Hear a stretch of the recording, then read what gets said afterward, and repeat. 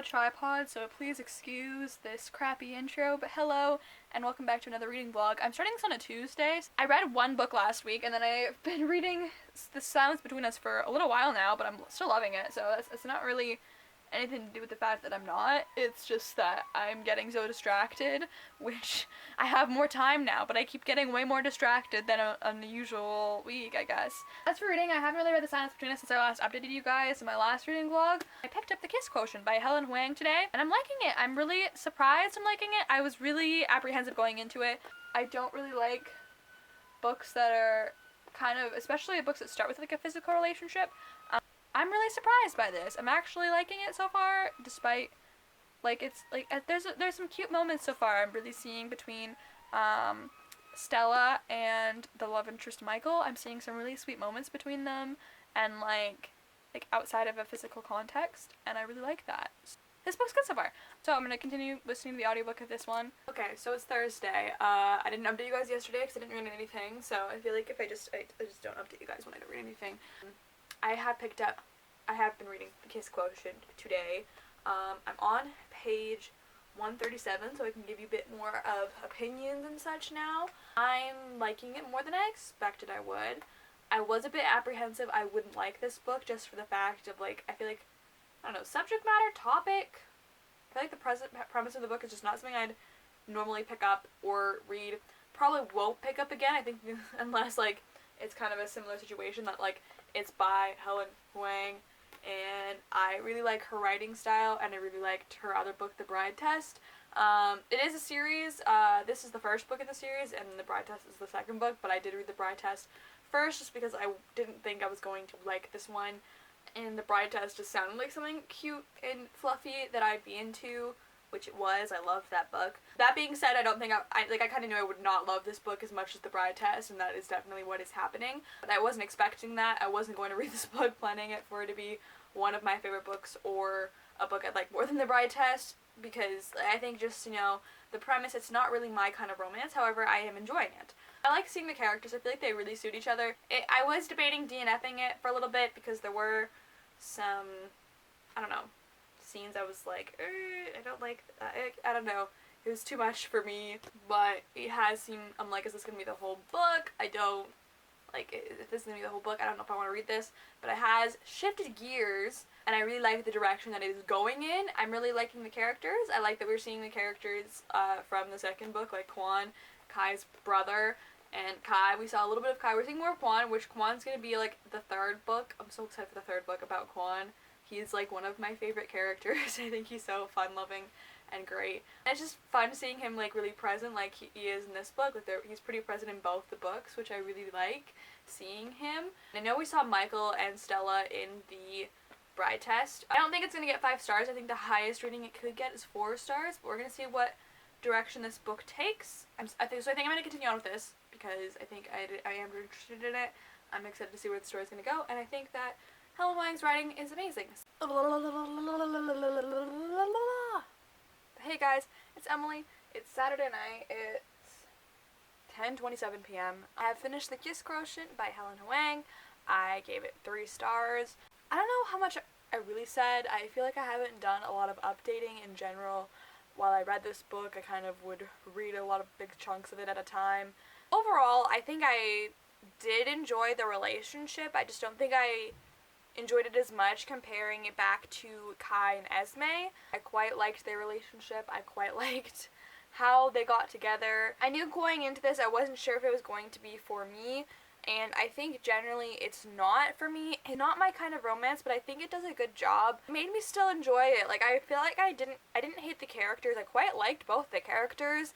I didn't have any issue with them at all. Usually if it's one of these kinds of romances, I strongly will also dislike the characters, but this was a situation where I didn't dislike the characters, so I quite like that. It was nice seeing, like, characters from The Bride Test again. Like Kwan, we see so much of Kwan. I love him so much, and we saw, like, a little bit of Kai. I think this is just, again, not for me, not my kind of romance. This isn't the kind of romance I like to read.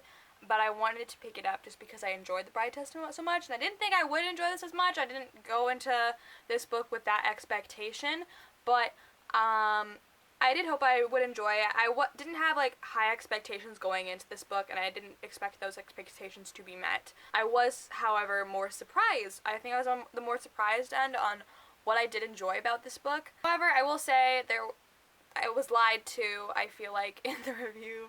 I feel like this book is like, I don't want to say 10 times steamier, but it's a lot steamier than The Bride Test is. And I'm not into that. I was just like I don't really like reading that kind of stuff. But like I can't really penalize the book for that because that's what this book's about.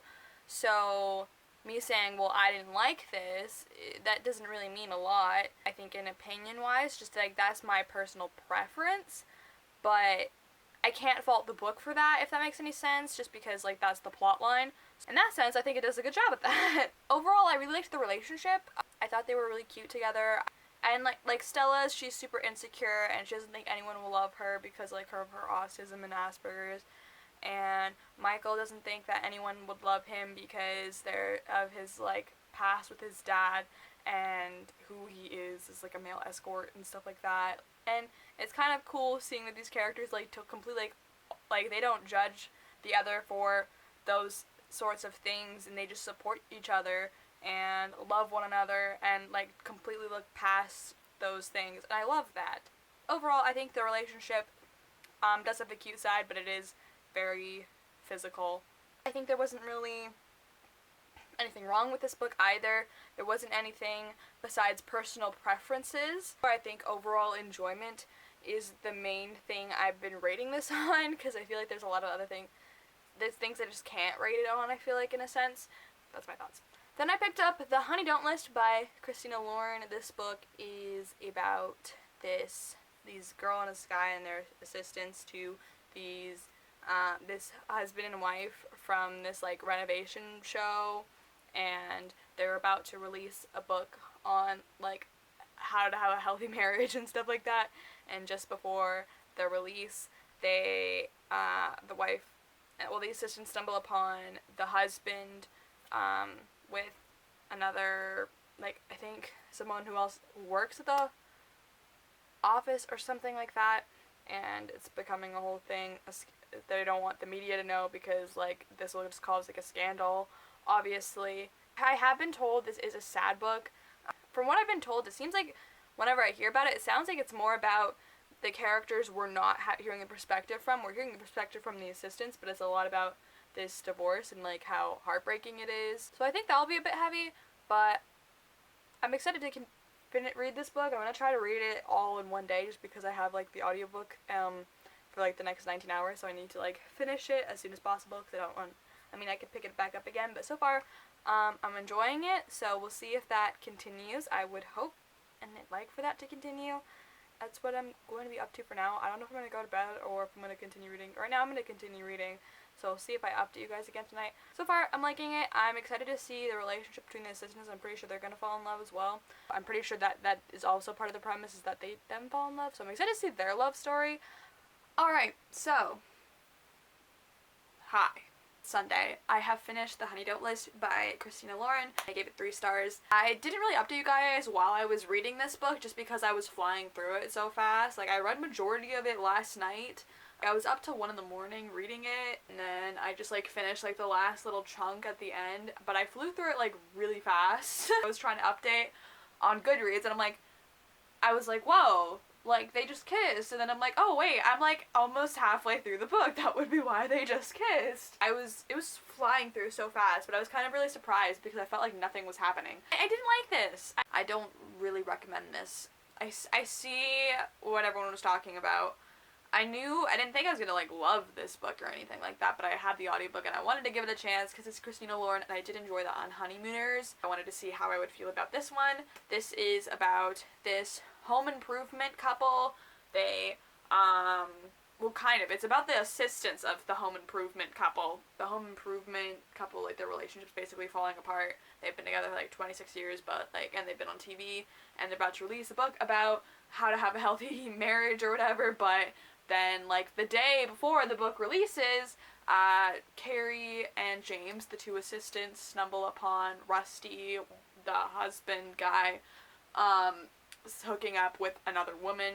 So then they are told they have to come on Rusty and Mel's book tour to basically keep them in check and make sure that they have like a good relationship, like outward look to everyone else when they don't actually at the moment. This book didn't really do anything well, to be honest. Like, I feel like if we're comparing it to the last book I gave 3 stars, which was The Kiss Quotient, The Kiss Quotient I just didn't enjoy up to like a 5-star read or as much as The Bride Test, but I feel like there was nothing wrong with this. But I feel like this is the opposite, and I'm giving them both the same rating because I don't know.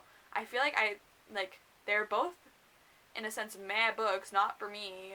Well, I don't know. This one is more, I feel like, for me, but this wasn't memorable at all. I was expecting this book to be heavier. I feel like from what I've heard from people, it sounded like it was a heavier book.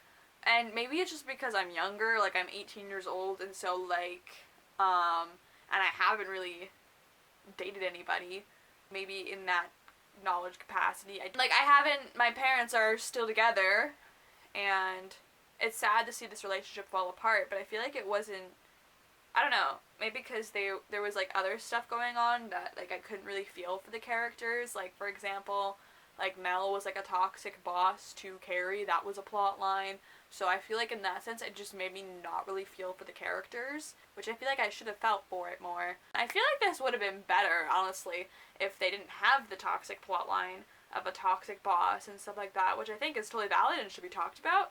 But I think in this story, I think it would have been better, you know, like, had Mel and Carrie been, like, really close and, like, her, like, in the sense they were, but in the sense that she was toxic. So I feel like if they took out the toxic plot line and, you know, like, had them really close and, like, seeing, like, this relationship that you've, like, watched your whole life fall apart be more, I don't know, hit harder to the characters, because I feel like it didn't. I feel like I feel like it would have been better, like, had the characters, you know, like, they're getting together and stuff like that, but they're, like, watching this, like, relationship that they're kind of, in a sense, invested in just fall apart right in front of their eyes, and, like, they wonder, oh, like, are we gonna be like that? Like, I feel like that would have been a better plotline, but it wasn't a plotline at all. And the relationship in general was just not great. It wasn't cute. It was pretty insta-lovey. I didn't really care for it. It's targeted as a romance, but, like, honestly, I didn't care. Like, I feel like that was such a small part of the story. The plot was also, like, I didn't care for the most of it. I don't remember a lot of events that happened, like, and I went through this so quickly, but it's all kind of a blur to me. Relationship, like, it sounded cute in the beginning. In the beginning, it was cute. I was kind of like, oh, they're gonna get together, that's gonna be cute. I like this isn't falling in love. I feel like James was probably the most likable character in this book, but overall, like, I just didn't care for majority of them. I think I only cared, like, the slightest bit for James, and I just wanted them to be happy and whatever, but, like, overall, like, it wasn't, like, a huge want. Like, if they didn't end up together in the end, I probably wouldn't have cared that much, to be honest. Then, I guess, like, it was just, like, they known each other, like, all of a few days, right? And they were, like, kissing, and then, like, were together, and then they were, like, falling for each other. And it all went by too fast for me, and I just didn't care. It was so insta-lovey, and I don't, like, someone in the review called it a slow burn, and I don't know if just because I read it so fast, it didn't feel like a slow burn to me, but it didn't feel a slow burn at all. I felt like there was no development with the relationship there wasn't enough to make me ship it. I think this book should have been longer, to be honest. I feel like if this book had more development and more time to develop the characters and develop the relationship, I think it would have been better. It also really factored into the fact that the characters were super one-dimensional. I feel like, I don't know, I found James, like, slightly likable, maybe because he wore glasses. I don't know, I really like guys with glasses, so I feel like that was partly why. I was like, oh my goodness, this cute guy with glasses, and that's what I'm picturing in my head. But I think overall, like, they were pretty one-dimensional. I couldn't really tell you a character trait about them, or, like something about them besides, like, their jobs. I feel like that was their whole character trait, was that the fact that they're, like, that Carrie has been working for this, these two for, like, over 10 years, and she's getting no credit for it, and that she's been doing all this work, and then James just got here, and everyone loves him, and I don't know, and he wears glasses, but, like, what other character trait? And then Mel was toxic, and Rusty was with other women. Like, that's all I can really tell you about the characters, to be honest. I feel like I don't really know them that well. I see why people are so disappointed with this. I've only really read one Christina Lauren, which was The Unhoneymooners, so I mean, like, that's the only thing I really have to compare it to. I do like Christina Lauren's writing style. I like the way that they write their books. I've checked out the audiobook for Twice in the Blue Moon because I feel like I'm in the mood for Christina Lauren books. I don't know, I'm flying through them quickly. I am gonna pick up, I think, Twice in the Blue Moon next. I don't really even know much about this one. I'm gonna go into it pretty blind, but I'm pretty sure it's a second chance romance, I think. So I think that's what I'm gonna start reading now, and I'll give you updates. I'm also gonna try to pick up and finish The Silence Between Us today, so that would be great. So I'm gonna do that as well, and I guess I will update you guys later on. Alright, hey guys, it's Monday. I know I started this vlog on Tuesday, but I think I'm just gonna end it here because I feel like, well, right now I'm doing these, like, reading sheets every week for my class, so I feel like if I just keep it the same with that, I feel like I don't know, I feel like if I'm staying on that kind of schedule, like, it just works better for me. So I know this was kind of a short reading vlog, but I still hope you guys enjoyed it.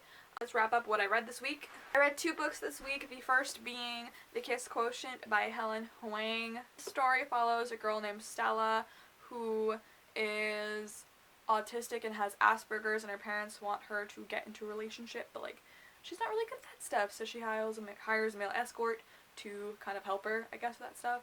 I think overall it wasn't for me, but I liked it more than I expected to. I gave it 3 stars. And the other book I read was The Honey Don't List by Christina Lauren. I gave this book also 3 stars, and I read this pretty fast, so I feel like I haven't talked about this one as much as I've talked about The Kiss Quotient. But this one is about this girl and this guy, and they are assistants to this couple for, like, a home renovation TV show. They're really popular, and they've been together for, like, 26 years.